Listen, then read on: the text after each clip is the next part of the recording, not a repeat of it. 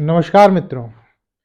तो आज की हम ज्योतिष ज्ञान चर्चा को शुरू करते हैं। आज हम आपको केतु और उससे जुड़े कुछ अद्भुत सूत्रों के बारे में बताएंगे। जैसे कि आप जानते हैं कि केतु को एक स्पिरिचुअलिटी का कारक माना जाता है, आध्यात्मिकता का कारक माना जाता है। और राहु और केतु के जन्म की जो कथा है वो ये है कि स्वरभानु नाम का एक राक्षस था, जो कि जब समुद्र मंथन हुआ और समुद्र मंथन से जब अमृत निकला, तो जब भगवान विष्णु ने मोहिनी रूप धारण किया, तो स्वरभानु नाम का राक्षस जो है वो जाके देवताओं की पंक्ति में बैठ गया, क्योंकि भगवान विष्णु जो है वो अमृत देवताओं को पिला रहे थे और दूसरी तरफ जो और चीजें थी निरर्थक, जिनको विष कहते हैं, वो राक्षसों को पिला रहे थे। तो उसको जो है सूर्य और चंद्र ने पहचान लिया और उन्होंने भगवान विष्णु को इशारा कर दिया और भगवान विष्णु ने उसकी गर्दन काट दी। लेकिन चूंकि वो अमृत पान कर चुका था, अमर हो चुका था, तो सिर का हिस्सा बना राहु और धड़ का हिस्सा बना केतु। तो यहाँ ध्यान देने योग्य बात यह है कि आपकी जो सिर है वो जो सारी ज्ञानेंद्रियां हैं वो सिर के पार्ट में, आंख, नाक, जीभ, कान।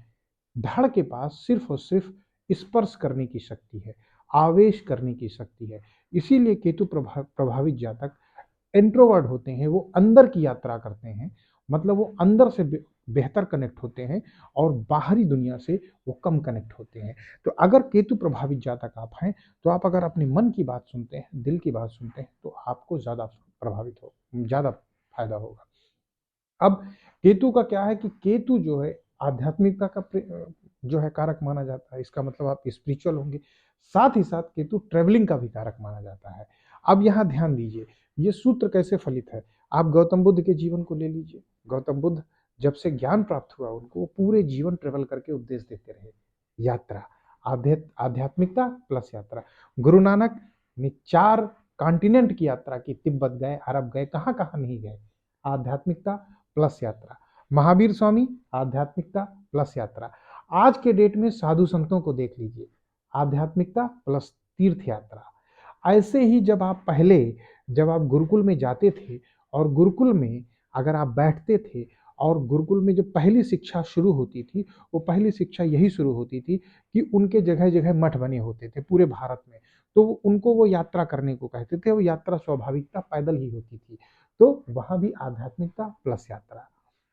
इसीलिए अगर आप केतु आपको लगता है कि गड़बड़ है, तो आप स्पिरिचुअल जर्नी करिए, आध्यात्मिक यात्रा करिए, तीर्थ यात्राओं का भ्रमण करिए। उससे आपका कल्याण भी होगा और आपका केतु भी अच्छा होगा। और चूंकि केतु जड़ है, केतु चूंकि रूट है, इसका मतलब ये है कि रूट अगर आपका अच्छा होगा तो आपका जीवन भी अच्छा होता चला जाएगा। इसके साथ तीसरी चीज और देखते हैं। तीसरी चीज है चंद्रमा। चंद्रमा क्या है? चंद्रमा 2.5 दिन में अपनी पोजीशन बदल लेता है। और 2.5 दिन में अपनी पोजीशन बदलने के कारण, अगर आप चंद्रमा से प्रभावित व्यक्ति हैं, आपका चंद्रमा वीक है, क्षीण है या पाप प्रभाव में ग्रसित है, और अगर आप यात्रा करते हैं, मतलब आप अपनी पोजीशन को बदलते हैं, तो ट्रेवलिंग से आपके चंद्रमा को भी फायदा होगा, आपका चंद्रमा भी अच्छा होगा। तो सोचिए कि एक यात्रा से आपके कितने ग्रह सुधरे हैं। और आप उसमें अपने इष्ट को भी जोड़ दीजिए। अगर आप देवी के भक्त हैं तो शक्तिपीठ की यात्रा करिए।